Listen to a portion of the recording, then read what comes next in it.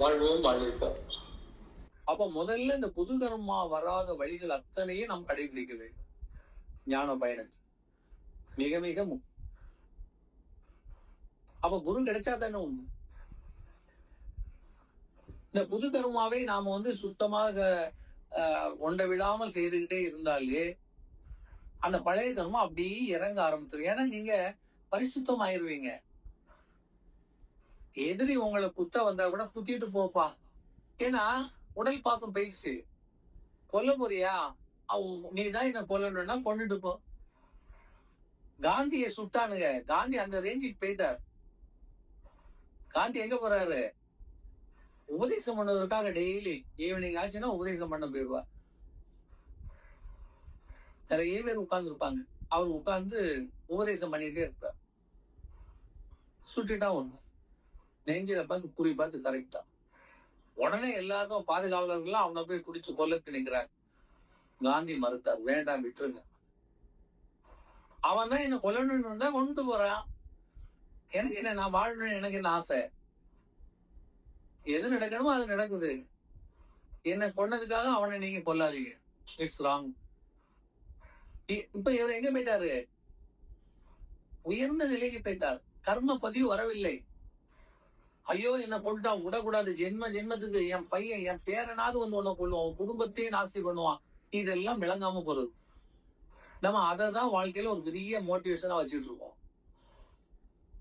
இந்த துவேஷமான விஷயங்களை தான் நம்ம என்ன பண்ணிட்டு இருக்கோம், கையில எடுத்து வச்சுட்டு இதுதான் வாழ்க்கைன்னு இருக்கோம். சபதம் எடுத்துக்கலவா மீசை முருகி. ஆனா இவர் என்ன சொல்றாரு, கொண்டவன வேண்டாம். இதையே கதையாகவும் புராணத்தில் வைத்திருப்பார்கள். நாயன்மார் கதையில முத்தரசன் சொல்லிட்டு ஒரு அரசன் ஒரு அரசனை போட்டி அரசன் அவனை நிறைய தடவை போட்டி போட்டாச்சு, ஜெயிக்க முடியல. எப்படியாவது இவனை ஜெயிக்கணும். இவனுக்கு அந்த பொறாமை குணம் தலைக்கு மேல நின்று ஆடுது. எப்படியாவது கொன்றணும்னு முடிவு பண்றான். வழி தெரியல, தோச்சு ஓடுறான் ஒவ்வொரு முறையும். இப்ப ஒருவர்கிட்ட போய் ஐடியா கேட்கிறான். இப்ப நான் அவனை ஜெயிக்கிறது எப்படி? என் வாழ்க்கையில் நான் அவனை ஜெயிக்கணும். அவனை கொன்னுரும். அரசனை போய் கொல்ல முடியுமா? அவன் பக்கத்துலயே போக முடியாது. அப்ப அவன் கூட இருக்கக்கூடிய அமைச்சர் அவனுக்கு, இவன அரசன் தான், இவனுக்கு ஐடியா சொல்ற. அவனை நீ நெருங்கணும்னு சொன்னா சிவ வேடத்துல போனா மட்டும்தான் நெருங்க முடியும். நீ ஒரு சிவ தொண்டனாக போனேன்னு சொன்னா உன்னை அலோவ் பண்ணுவான். நீ அவன் வீட்டுல போய், நான் இந்த அரண்மனையில இருந்து நான் தவம் பண்ண போறேன், பூஜை பண்ண போறேன், எனக்கு ஒரு 40 நாள் பூஜை பண்றதுக்கு நீ சப்போர்ட் பண்ணணும்னு போய் கேளு. கண்டிப்பாக தருவான். அப்ப அந்த பூஜை பண்ணும்போது அவன் உன் கால விழுந்து ஆசீர்வாதம் வாங்குவான். அந்த நேரத்துல அனுப்பும். அப்படித்தான் முடியும். ஏமாற்றித்தான், அவர்களை நம்ப வைத்துத்தான் உன் வீரத்தாலும். யோசிச்சு பாருங்க. அதே மாதிரி வந்துட்டான். காவி உடைய பார்த்த உடனே நீ யாரு, எந்த ஊரு, என்னன்னே கேட்கல. அவர் எல்லாம் சிவம் வாங்க, அன்பே சிவம் சொல்லி அரண்மனைக்குள்ள ஒரு ரூம் கொடுத்து அங்க தங்க வச்சு பூஜைக்கு வேண்டியதெல்லாம் செய்து பூஜையும் நடந்துகிட்டே இருக்குது. ஒவ்வொரு நாளும் அவர் கும்பிட்டுட்டு ஆசீர்வாதம் போயிட்டே இருந்தார். பூஜை முடிகிற அன்னைக்கு முடிவு பண்ணிட்டான். வாழை கத்திய மறைச்சு வச்சிருந்தா அவர் குனிஞ்சு ஆசீர்வாதம் முன்பு குத்திட்டான். ஆணு கத்துனார். அதுக்குள்ள இவங்க பாதுகாவலர்கள் எல்லாம் ஓடி வந்தாங்க. அரசனை குத்திட்டான். இவனை பிடிக்கிறதுக்கு அரசன் தடுத்துட்டான். அவரை எதுவுமே நீங்க செய்யக்கூடாது, அப்படியே அவர் அனுப்பி விடுறது. பாதுகாப்பா இந்த நாட்டை விட்டு அவர் வெளியே போறதுக்கு அவர் அனுமதியுங்கள். எந்த தப்பும் பண்ணக்கூடாது, அவருக்கு எந்த துன்பம் செய்யக்கூடாது. இதுதான் அறிவு, இதுதான் ஞானம். நம்மளை குத்திட்டான். ஆனா இதே அரசன் யுத்தத்துல வந்திருந்தா கொன்னு இருப்பார். அப்படி விரட்டினார், ஓட விரட்டினார். அதெல்லாம் நிறைய தடவை நடந்தது. தோத்து ஓடினவன் தான். அப்ப இங்க என்ன ஆகுறது, இவர் எந்த நிலையில் இருக்காருன்னா ஞானத்தினுடைய முதிர்ச்சியில இருக்கிறார். அங்க உடல் பாசத்திற்கு கர்மா ஆசையெல்லாம் அவர் இல்லை.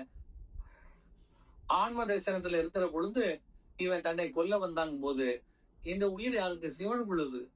நீ என்ன கொள்றது? எனக்கு இறப்பு இப்படிதான் வரணும்னா வந்துட்டு போகுது. ஏற்றுக்கொண்டா. இங்க காந்தி பண்ணார், அங்க ஒரு சிவன் அடியார் பண்ணார், அரசன் பண்ணான். நாட்டுல எல்லாரும் இப்படிதான். அந்த நிலைக்கு போனவங்க உயிரை மட்டுமல்ல அனைத்தையுமே. பட்டத்தார் கூட வீட்டை விட்டு வெளியே போகும்போது அவங்க அம்மா அனுப்புறா, ஏண்டா நாளைக்கு நான் செத்து போனா எனக்கு கொல்லி கொடுத்துக்கு பையன் வேண்டாமா? ஒரே ஒரு பையனை தானே நான் பெத்தேன். நீ இதெல்லாம் விட்டுட்டு இந்த மாதிரி கோணத்துக்கிட்டு போறேன்னு சொன்னா. பட்டத்தார் பார்த்து சிரிச்சிட்டே சொன்னார், எங்க போனாலுமே நீ கேட்ட வரத்துக்கு நான் வந்து கண்டிப்பா நீ இறந்தாலும் உன்னை கொல்லி போக நான் வருவேன். அந்த அம்மா கொல்லி போ. ஆனா அதுக்காக நான் இப்ப உன் கூட இருந்து நான் வாழ முடியாது. நான் இறை நோக்கத்துல சிவன் நோக்கத்துல நான் வெளியில போறேன்னு போயிட்டார். அப்ப அந்த தாயை உதறிவிட்டு செல்லக்கூடிய ஒரு நிலை எப்பொழுது வருகிறதுனா, தாயினும் மேலான இறையை நீங்கள் நேசிக்கின்ற தாயினும் மேலான இறையை நீங்கள் அடைய நினைக்கின்ற பொழுது அதான் ஞான பயணம்.